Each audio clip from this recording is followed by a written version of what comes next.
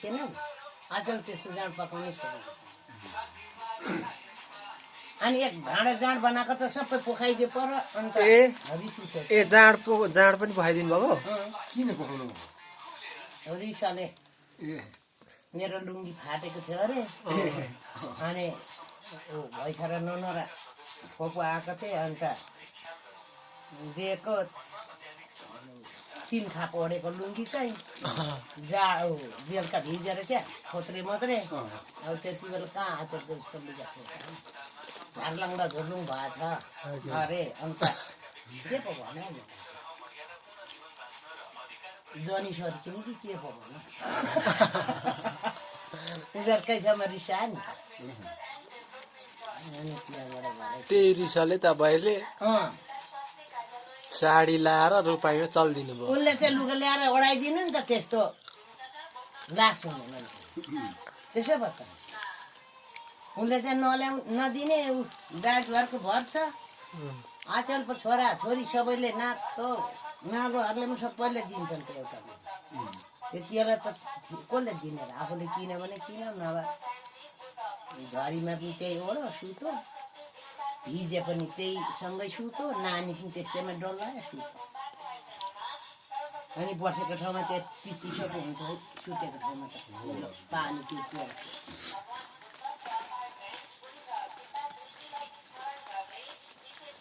अनि त्यो दिन त म त तिउन पनि पो पकाइनँ दही हिर्काएर डब्बी पठाइदिएँ पानी नहालेको दही पानी नहाली यति भए खुसी भएर खान्छन् बनाएर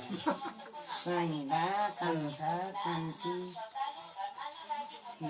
आँखा काटिरहेको थिएँ फोपो चाहिँ फोपोलाई मैले भात पठाएको फोपो पनि उतै हुनुहुन्थ्यो फोपोलाई चाहिँ भात पठाइदिएँ फोपो चाहिँ अनि के भन्नुभयो त के न लाजाले मुख छोप्दै उता कट्नु हो अरे भन्नु होइन के हुन्छ वस्तु पनि उतै आँखा काट्नु उतै थियो वस्तु पनि उतै थियो अनि कम्ता रिस उठेन अनि किन रिसाइरहनु किन कराइरहनु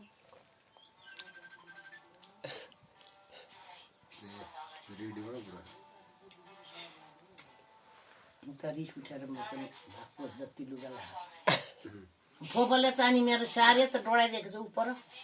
त्यो पिँढी पिपीको निर हाम्रो जेठा दाजुले दिएको सारीहरू थियो के एउटा बिहामा एउटा बर्को दिएको बाइक चोलो पनि नदिएको ऊ पनि नदिएको लुङ्गी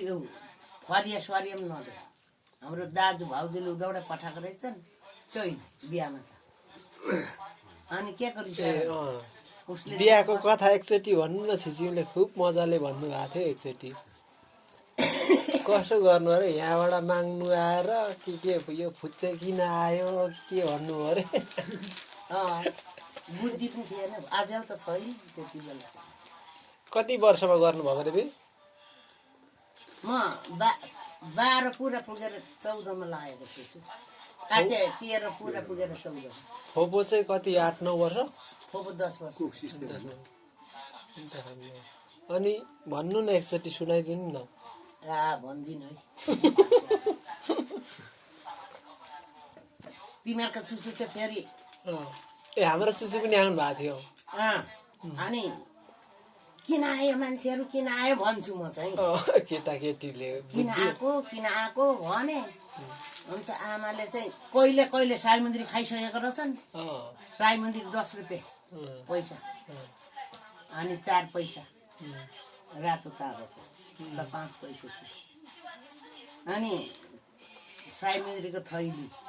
कहिले कहिले रक्सी दी खाई सबै भेला भएको रहेछ पर खाना पारीकोदेखि भेला भएको थियो बाक्सली ठुलीको उसको ससुराहरू सबै यत्तिकै भएको छ नि त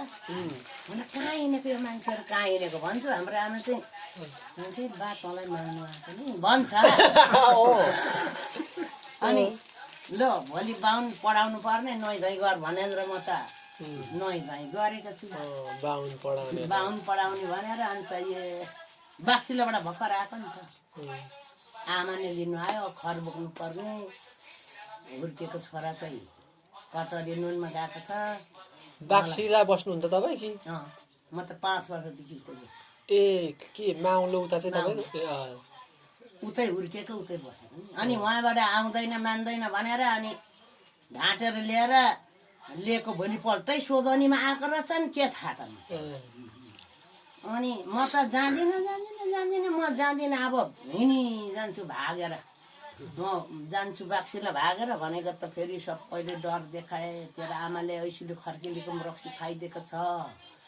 वाइङ्गेले तिमी पक्रिन्छ, राखालीले यति राउखोला तर्नु दिँदैन भने। अनि फेरि अलिअलि डर पनि लाग्यो। अनि पक्रने चलन थियो उहिले त।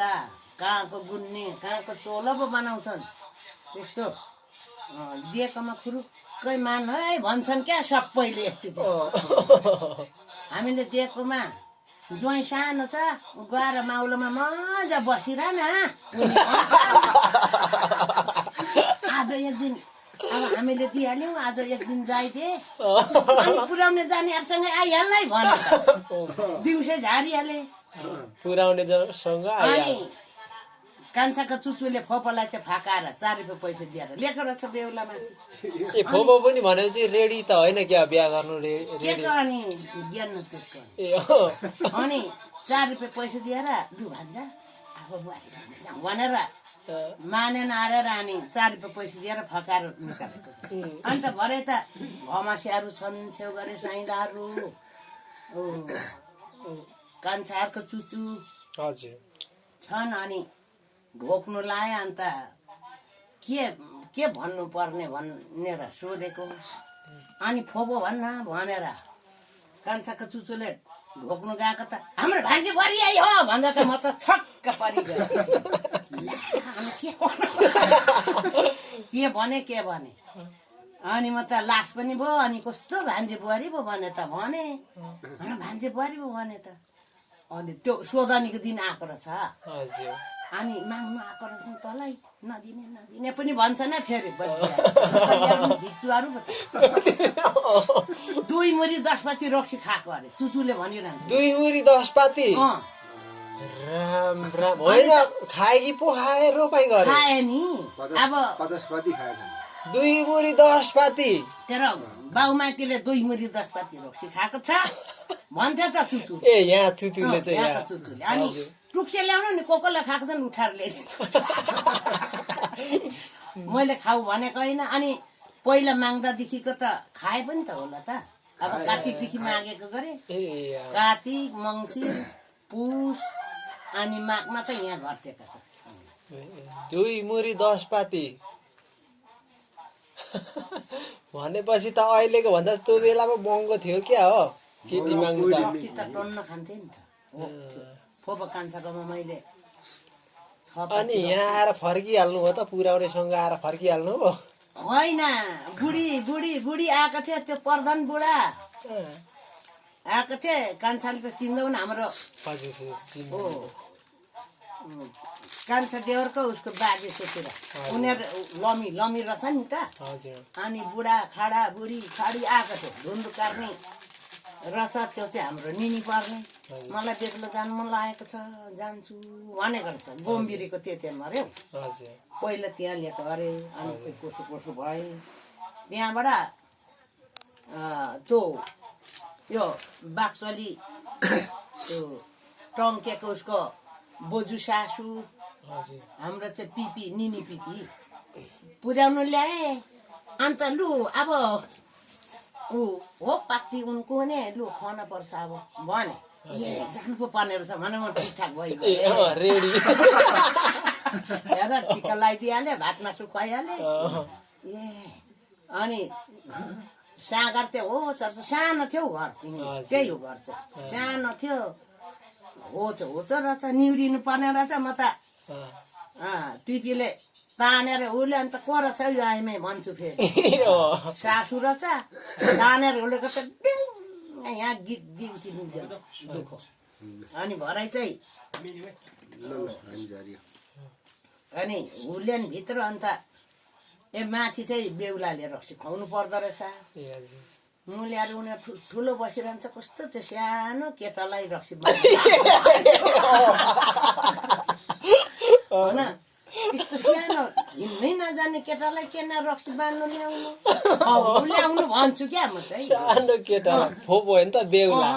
बेहुलाले खुवाउनु पर्ने रहेछ अनि मलाई पनि ल्याएर अब बेहुला भनेर के थाहा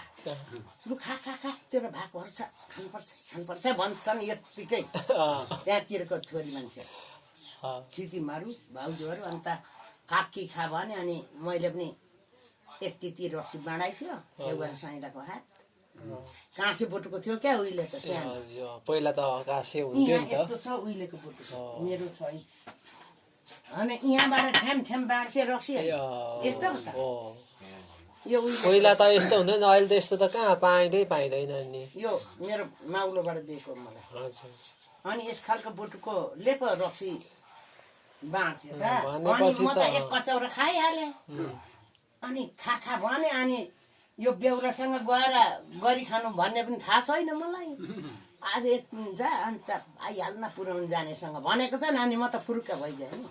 बिहामा गए जस्तो पो भएर यहाँ कति सालको कुरो हो यो चाहिँ 29 सालको है भनेपछि त्यो बेला त केटाकेटीको अब केटाकेटी त अब केटाकेटी नै भयो अहिलेको केटाकेटीको त अब त्यस्तो हुँदैन नि त बुझ्छन् नि त पहिला त्यो बेला त लाटो जमाना लाटो समय है नपढेको हामी त अनि के त्यो वस्तु गोठाला गरो अनि रक्सी खानु भयो अनि रक्सी खाएँ अरे अन्त आएँ अनि यहाँ आइपुगेर के भयो त टाउको ठोकाइ पठाउनु भयो टाउको ठोक्यो अनि नयाँ गर्ने थियो अन्त यो केटी चाहिँ को रहेछ भन्छु उसको चोलो पनि फाटिगएको सेतो त्यो बेलाको जमाना होइन अनि खाडीको रहेछ भित्री चाहिँ खोइ बाहिर चाहिँ बोक्रा चाहिँ थिएन बाहिर सेतै टोपा थियो चोला ओढेर उसले यतै साँगुरो घरमा चक्रा कुचुक गरे अन्त माछा सगुन रहेछ अनि हाम्रो दाजुलाई चाहिँ माछा मात्रै दिएछन् अनि फेरि आउने अनि मलाई चाहिँ कुखुराको मासु मात्रै दिए अनि फेरि कुन हाम्रो माउलोको दाजु पनि आएको थियो जिकाको हाम्रो आमाले रिसाउँछन् भनेर अनि त्यहाँबाट त्यसरी अनि भराइ त लु अब जाउँ हामी त मनफुल लु खना छुट्छ है अब उनीहरूले भने नि त हिँड्नु पो पर्ने रहेछ भनेर म ठिकठाक भएको त बसी छोडे त उनीहरू पनि ताम गुरीकोमा नै अब मैस खना त अनि फेरि साथसाथै अब ताम पुलिस त रहेछ अब मैस खना उनको हो पाक्तिन अब ताम गुरीकोमा आने गएको थिएँ अब साथैमा मैस खत्ना भन गरेर अनि भोलिपल्ट सँगै गयौँ फेरि अनि गयौँ पिँढी पिपीले फेरि फोपला पनि डोहोरेर हिँडा अनि त्यहाँबाट फेरि पछि त म जाँदैन म झर्दै नझर्ने सबै जे भएको भेला भएर पठाएँ है फेरि अनि फोपा